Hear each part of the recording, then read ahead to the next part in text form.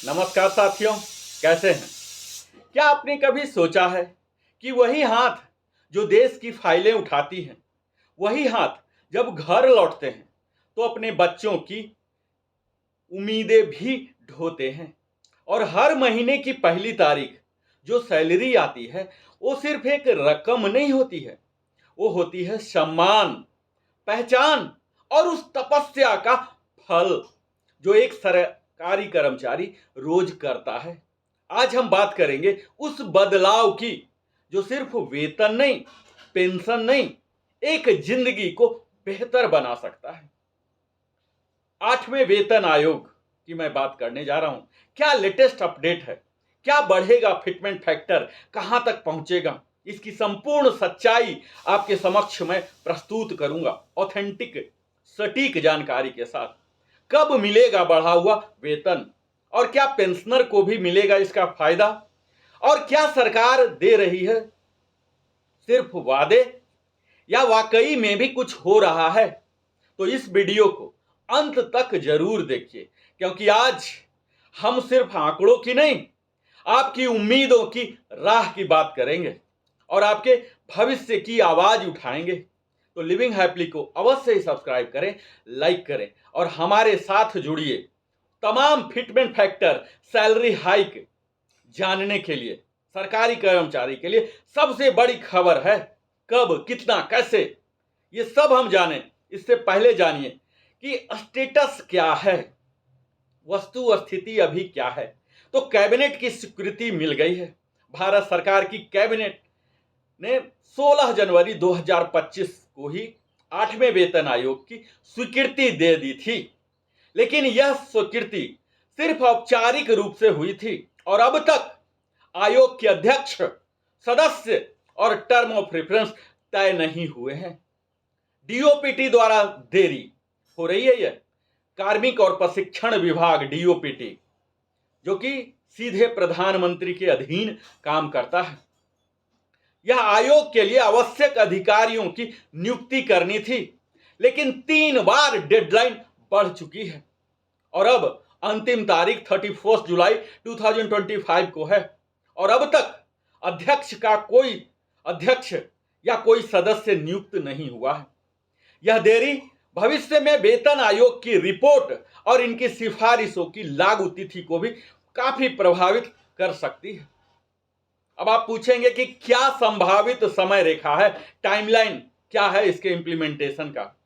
तो आयोग की पूर्ण गठन संभावित तिथि हम कह सकते हैं साथियों, क्योंकि ये तो अधिकारी सोचेंगे। जो सुर्खियां आ रही हैं या जो अंडर करंट है उसके आधार पर ही संभावित मैं कह सकता हूं कि सितंबर अक्टूबर 2025 तक संभावित है कि आयोग के पूर्णतः गठन हो जाए।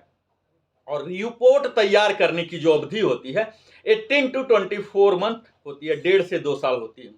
और सिफारिश लागू होने की तिथि संभावित समझ सकते हैं कि 2026 के अंत या 27 के शुरुआत तक हो सकती है और इसमें देर भी संभव हो सकती है। और जो प्रभावी तिथि है वो स्टैंड स्टिल है 1 जनवरी 2026, जो कि सैद्धांतिक है, लेकिन अमल में देरी निश्चित है, जैसा आप देख ही पा रहे होंगे और समझ पा रहे होंगे। ठीक पिछले आयोग की तरह भी इसे भी पिछली तिथि से लागू कर एरियर जो बकाया है दिए जा सकते हैं। हम अब बात करेंगे फिटमेंट फैक्टर, जिसमें बहुत ही ज्यादा चर्चित है और आप लोग भी सबसे अधिक चर्चा इसी विषय पर चाहते हैं कि वेतन में संभावित वृद्धि कितना होगा। तो यह सब निर्भर करता है फिटमेंट फैक्टर क्या होगा। तो यही जान लीजिए जो लोग जानते नहीं होंगे कि ये क्या है।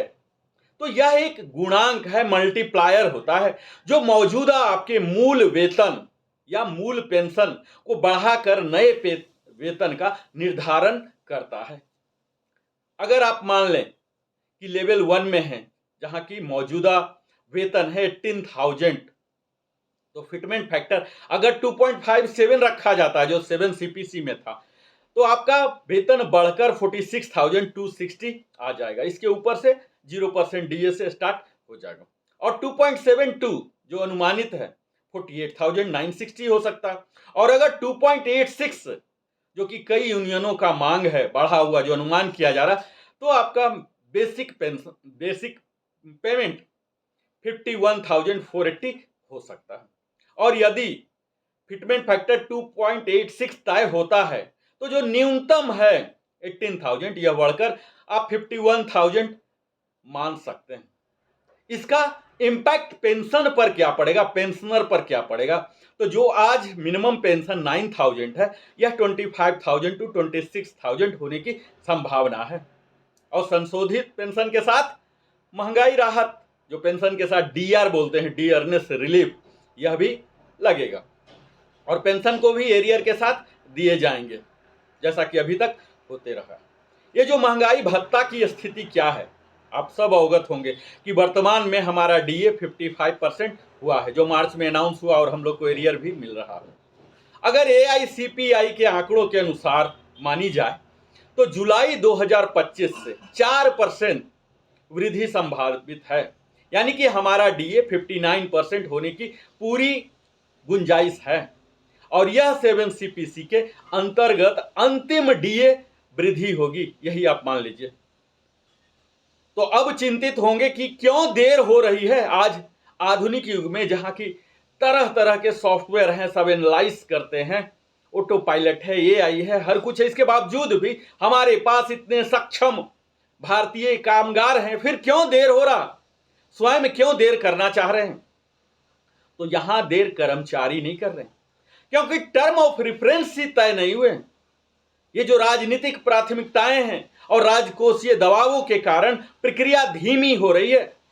ये जो चुनाव है, वित्तीय घाटा भी इसकी घोषणा और अमल में विलंब के प्रमुख कारण हैं। आप समझ ही पा रहे होंगे कि कहां कहां चुनाव होना है। इसे मद्देनजर रखते हुए भी इसे कहीं डिले किया जा रहा, कहीं फास्ट किया जा रहा। जैसे आप कह सकते हैं कि जो 8CPC की स्वीकृति थी, आप समझ पा रहे होंगे कि दिल्ली में चुनाव था, इसके पहले दे दिया गया, और अभी कुछ प्रदेश में चुनाव होना है। हो सकता है कि उस चुनाव से पहले इस आयोग का गठन भी हो जाए।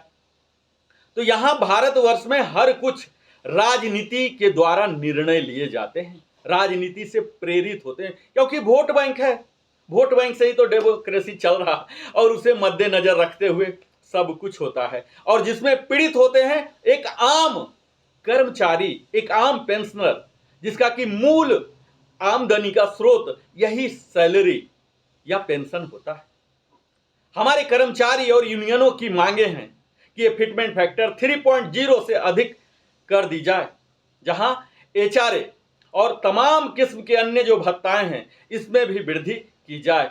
और जो आउटसोर्स किए जाते हैं, ठेके पर काम, अनुबंध पर काम किए जाते हैं, इन्हें बंद किया जाए। और अगर इतने समय तक कर लिए हैं तो उन कर्मचारी को अस्थायी करने का किया जाए। ये तमाम मुद्दे हैं जो यूनियन ने उठाई है। अब हम बात करेंगे कि क्या संभावित लाभ और बदलाव होने की गुंजाइश है। तो जो न्यूनतम वेतन है, जो 18,000 है, तो आप 8CPC में अनुमान कर सकते हैं, सिर्फ अनुमान ही कर सकते हैं, क्योंकि फाइनल तो क्या होगा हम सबको इंतजार करना ही है। 51,000 से ज्यादा हो सकता है। जो न्यूनतम पेंशन है, जो 9,000 है, अभी 25,000 से 26,000 होने की संभावना है। और फिटमेंट फैक्टर जो अभी 2.57 था, इसे बढ़कर 2.86 की संभावनाएं लगाई जा रही है। जो डीए अभी 55 मिल रहा है, ये 59% हो जाएगा। और ये रिपोर्ट लागू होने का समय 18 महीने हो सकता है कि 2027-28 में हो। तो यह तो मैं सारांश बताया अपने वीडियो का लेटेस्ट अपडेट रिगार्डिंग 8CPC। मैं यहां यह ध्यान देता हूं कि अपने तरफ से कुछ जोड़ू नहीं और कुछ घटाऊं भी नहीं, यानी कि एज इट इज जो सुर्खियों में है, सरकार के सत्ता के गलियारे में जो खबर हैं, उन्हीं को पिरोकर मैं आपके समक्ष प्रस्तुत करने का प्रयास करना चाहता हूं। और साथ में यह भी बताना चाहता हूं कि जो हमारे कर्मचारी हैं, चाहे वो स्टेट के हों, सेंटर को हों या पेंशनर हो, उन्हें अभी क्या करना चाहिए। क्या सिर्फ वीडियो ही देखते रहना चाहिए? तो आप IRCTC, PF और NPS डिटेल अपडेट रखें। अगर कहीं कोई एनोमली है उसे प्यूरिफाई कर ले। पेंशनर के लिए बोलूंगा कि अगर OROP 3 में उन्हें नहीं मिला तो अभी से ही प्यूरिफाई कर ले, क्योंकि उसी पर यह फिटमेंट फैक्टर लगेगा। फिर आपको डबल मशक्कत करना पड़ेगा। और अगर आप अभी तक एट पार हैं, अपडेटेड हैं, तो सिर्फ फिटमेंट लगेगा और आपको एरियर आ जाएगा और नया मिलना भी शुरू हो जाएगा। जो आधिकारिक वेबसाइट है चाहे डिफेंस के लिए रिकॉर्ड ऑफिस का वेबसाइट है, जैसे एयरफोर्स के लिए डीए भी हो सकते हैं, आर्मी के लिए अलग अलग रिकॉर्ड ऑफिस के हो सकते हैं, डीओपीटी हो सकते हैं, पीआईबी हो सकते हैं, या वित्त मंत्रालय की वेबसाइट, इन तमाम जगहों पर नजर रखें। अपना वित्तीय प्लान, जो फाइनेंशियल प्लानिंग है, इसे तैयार रखें, रेडी रेकॉनर की तरह, ताकि एरियर मिलने पर समझदारी से निवेश हो सके। आप एचसीपीसी कैलकुलेटर का उपयोग करके भी अनुमान लगा सकते हैं कि आपका वास्तविक वृद्धि कितना होगा। और मैं Narendra Kumar, wellness consultant, entrepreneur trainer, अंत में यही कहना चाहूंगा कि अगर आपने लिविंग हैप्पीली को अभी तक सब्सक्राइब नहीं किया, सब्सक्राइब कर लीजिए, लाइक कर लीजिए, कमेंट के द्वारा आप पूछ सकते हैं, बता सकते हैं। इस एचसीपीसी को लेकर हम सब में उत्साह है, लेकिन वास्तविकता यह है कि देरी लगभग तय है, क्योंकि सरकार की प्रक्रिया धीमी चल रही है। लेकिन यह तय है कि 1 जनवरी 2026 से लागू होने की सैद्धांतिक घोषणा जो है अभी तक कायम है। और केंद्रीय कर्मचारी और पेंशनर को चाहिए कि वो धैर्य रखें, लेकिन जागरूक रहें, ताकि आने वाले समय में अपने अधिकारों के लिए सजग रह सकें। कर्मचारी का जीवन कोई आराम की कुर्सी नहीं, बल्कि हर दिन संघर्ष का वो डेस्क होता है, और वो हर नियम का पालन करते हैं, चाहे वो गवर्नमेंट के द्वारा हो, उनके मैनेजमेंट के द्वारा हो, या पब्लिक के आम जन हित के लिए हो। समय पर दफ्तर आता है, राष्ट्र की सेवा में उम्र लगा देता है, ताउम्र काम करते रहता है, अपने परिवार समाज से कट ऑफ होकर कहां कहां वो पोस्टिंग काटता है। और सिर्फ वेतन नहीं चाहिए उन्हें चाहिए समय पर सम्मान। और 8वां वेतन आयोग सिर्फ एक सरकारी घोषणा नहीं, यह हर सरकारी कर्मचारी की उम्मीद है, हर पेंशनर की मुस्कान है, हर मध्यम वर्गीय की योजना है। तो आइए इस आवाज को इतना बुलंद कीजिए कि सरकार तक पहुंचे कि कर्मचारी अब खामोश नहीं, जागरूक हैं। इस वीडियो को जितना हो सके अपने सगे संबंधी, अपने हर ग्रुप में साझा करें, क्योंकि आज हम सिर्फ बोल नहीं रहे, हम सब मिलकर बदलाव की शुरुआत कर रहे हैं। बहुत बहुत धन्यवाद हमारे साथ अपने जीवन का बहुमूल्य समय देने के लिए।